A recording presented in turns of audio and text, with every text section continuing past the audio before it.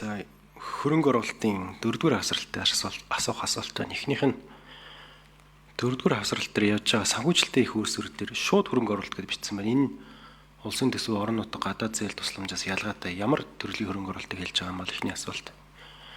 Хоёрдугаарх нь 26 оны төсөв дээр та хэд маань иргэдийн санал асуулгыг аваад иргэд 3 салбар дээр л ач холбогдол өгсөн. Энэ 3 салбарыг тэрэг ээлжин тавиараа гэсэн. Боловсрол, эрүүл мэнд, эрчим хүч тийм ээ.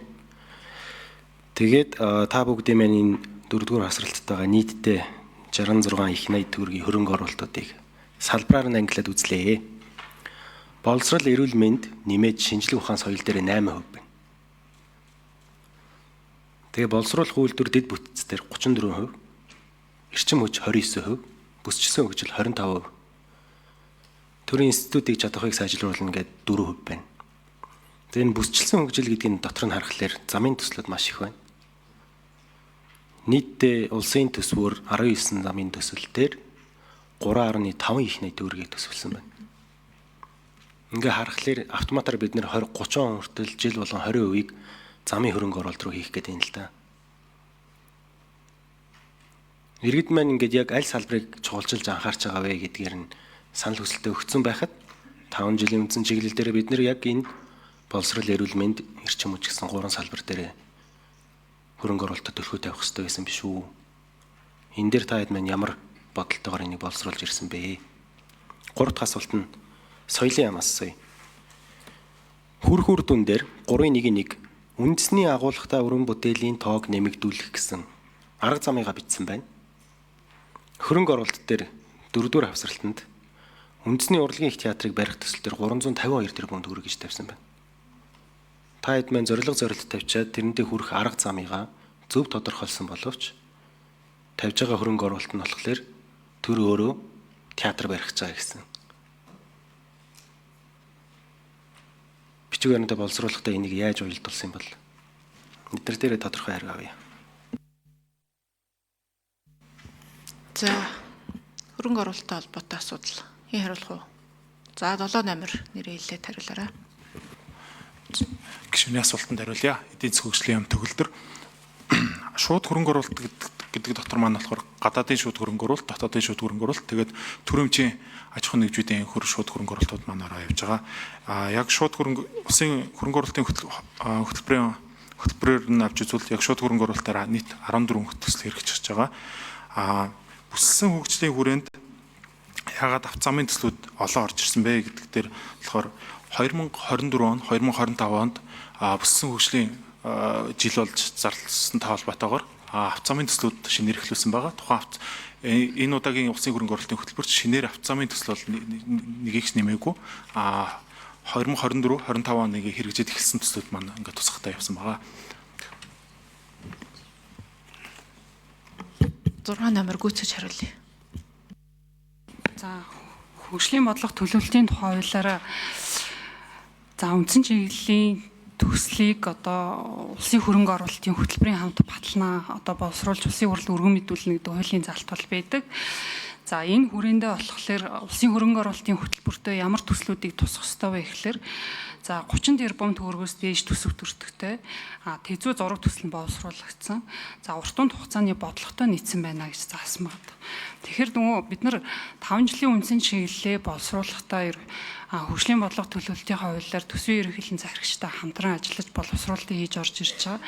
Тэгэхээр нөгөө төслүүд маань орж ирэхдээ энэ шаардлагыг хангаж орж ирэх шаардлагатай. Тэгэхээр одоо боловсрал, эрүүл мэнд ч гэдэг юм уу те эдгээр салбарууд дахь орж ирж байгаа төслүүд маань бас хөгжлийн бодлого төлөвлөлтийн хуулитай нийцээгүй одоо нийцлийг хангах гэдэг бас хэрэгцээ шаардлага бас байгаа учраас зарим төслүүд дээр бас гүйцэж хариулъя. 6 номер. Эдийн засгийн хөгжлийн сайдын баталсан улсын хөрөнгө оруулалтын хөтөлбөр болон одоо 5 жилийн үндсэн чиглэлийг боловсруулахаас аргачлал баталсан байдаг. Тэгэхээр тухайн аргачлал болон хуульдаа нийцсэн төслүүдийг нь бид нэр одоо улсын хөрөнгө оруулалтын хөтөлбөр дээр тусгаж жагсааж орж ирсэн гэсэн үг. Тэгэхээр нөгөө хуулийн шаардлагыг хангахгүй бол тухайн төслүүд маань орж ирэх боломжгүй болчихж байгаа. Тэгэхээр тэр шаардлагатай нийцээд орж ирсэн төслүүд маань л энэ хүрээнд дотор энэ жагсаалт байдлаар орж ирж байгаа. Соёлын яам 8 номер. За соёл спорт аялал жуулчлал залуучуудын яам даваацсан. За гишүүний асуултанд хариулъя. Энэ үндэсний урлагийн их театр барих төсөл бол Бүгд найрамд хятад ард улсын засгийн газрын буцалтгүй тусламжийн хөрөнгөөр санхүүжүүлэх ийм төсөл юм байна. За энэ яриа хэлцэл зүйлсүүд явагдаж байна. Иргэжлээс ажлууд эхлээд явхаар тооцогдож байна. Энэ төсөл маань бол үндэсний агуулгатай уран бүтээлийн хэрэгжүүлэх зорилтын нэг л илэрхийлнэ. Энэний ард бол соёл урлагийн байгууллагаар дамжуулан болон соёлын төвөөр дамжуулаад нийтэд түгээх арга хэмжээнүүдийн агуулга дээр бол дөрөвний хэлсэн үндэсний агуулгатай уран бүтээлүүдийг хийгээд явах юм байна. Лавсан Жамц гишүүн тодруулъя. За баярлалаа. Соёлын энэ театр маань зээл биш тэгвэл 100% зүгээр манад өгөх гэж байгаа төсөл байна гэж ойлголоо зөв үү те. За ойлголоо. Энэ болохоор нөгөө та хэд маань хууль журамдаа аргачлалтаа нийцүүлээд боловсруулж байгаа гэдгийг бол маш сайн ойлгож байгаа. Сайн ажиллаж байгаа гэж та хэдийг бол өндрөөр үнэлж байгаа. Ер нь гэхдээ нөгөө 5 жилийн чиглэлийнхаа бүтцийг бас хэдүүлээ бас ярилцах хэрэгтэй. Тэрийг та хэд маань дотор ярилцсан болов уу гэж бодож байна. Хөрөнгө оруулалтын төсөл арга хэмжээ 5 жилийн чиглэлээр юу тусгадаггүй. Хөрөнгө оруулалтыг бол жил дээрээ тусгаал явдаг. Тэгэл дунд хугацааны төсөвтэй шилжсэн орнууд тэрэн дээрээ тусгаа авчдаг тийм ээ. Тэгэхээр бид нэр дахиад одоо энэ 5 жилийн чиглэлээ хийчээд 2030 онд дараагийн 5 жилийг хийхдээ дахиад төсөл арга хэмжээ бичнэ гэж орж ирэхтэй. Дахиад ингэ төсөв тавиас уух байхгүй юу? Ийм байдлаар манай улс ингэ хөгжих боломжгүй хүлээж хараад байгаа. Нөгөө төлөвлөлтийн ирэмб нь буруу явчихад байгаа гэсэн үг л дээ. Энэ дээр та хэд маань ер нь ямар хувь хэлцүүлгүүдийг өрнүүлсэн бэ? 6 номер сөрөө орол дарга. За ер нь бол хөгжлийн бодлого төлөвлөлтийн тухай хуулийнхаа хэрэгжилтийн үр дагаврын үнэлгээг бас хийх шаардлагатай байгаа. Тэгэхээр их хурл дээр бол бас гишүүдийн ажлын хэсэг гараад ажиллаж байгаа. Лувсан Жамц гишүүн бас өөрөө ахлаад явж байгаа. 185 дугаар ажлын хэсэг явж байгаа. Тэгээд яг хөө ажлын хэсэгтээ бол бид нар бас хамтран ажиллаад бас явж байгаа. Тэгэхээр энэ хүрээндээ бол эхлээд хуулийнхаа хэрэгжилтийн үр дагаврыг үнэлээд үнэхээр одоо нэг урт дунд хугацааны бодлогын баримт төчүүдээсээ гадна улсын хөрөнгө оруулалтын хөтөлбөрийг бол одоо жишээл хавсралтаар оруулж ирэх хэрэгтэй хуулийн зохицуулт бол байгаа.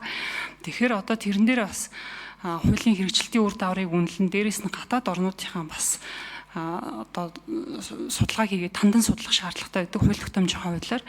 Тэгэхээр тэр судалгаануудаа бэлэн болоод тэрнийхээ үр дүн дээр өөрчлөх юм бол хуулийн дээр нэмэлт өөрчлөлт оруулах асуудал яригадаад энэ зүйлийг бас нэг талд нь гаргаж шийдвэрлэх нь зүйтэй гэж харж байгаа. Лувсан Жамц гишүүн тодруулъя. За баярлалаа. Проактив байгаад шийдэл хайж байгаад баярлалаа. Өнгөрсөн 5 жилийн гүйцэтгэлийн тайлан гэж байгаа болов. Тэр байгаа бол ажлын хэсгээр бид нар танилцмаар байна. Их хурлын тамгын газараас бол ямар нэгэн байдлаар албан байдлаар биднэрт бичиг ирэг байна. Тэгэхээр 5 жилийн дараагийн 5 жилийн хэлэлцэж байгаа юм чи бид нар өнгөрсөн 5 жилийн бас харах хэрэгтэй байгаа учраас тим тайлан та хэд минь өөрсдөө гаргасан гэсэн юуг бол сонссон. Тэгэхээр тэрийг ажлын хэсэгт үргэлж өгөхийг хүсэж байна. 6 номер. За засгийн газрын хяналт хэрэгжүүлэх газраас бол яг нэг засгийн газарт хяналтын тухай хууль гэж байдаг. Тэгэхээр тэр хуулийнхаа хүрээн дотор өөрөлдөх юм бол одоо өнгөрсөн 21-ээс 25 онд хэрэгжсэн одоо 5 жилийн үндсэн чиглэлийнхаа хэрэгжилтэд бас мониторинг хийгээд улсын хурал 9 сарын 11-нд засгийн газраас өргөн мэдүүлсэн байгаа даа. Тэгэхээр бол их хурал дээр бол тайлан маань бол ирсэн.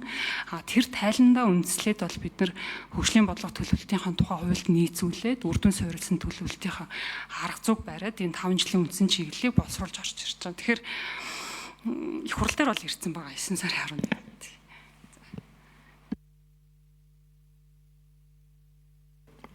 За хөрлөөдрийн баасан жаргалч асуулт асууж өгөлээ. За би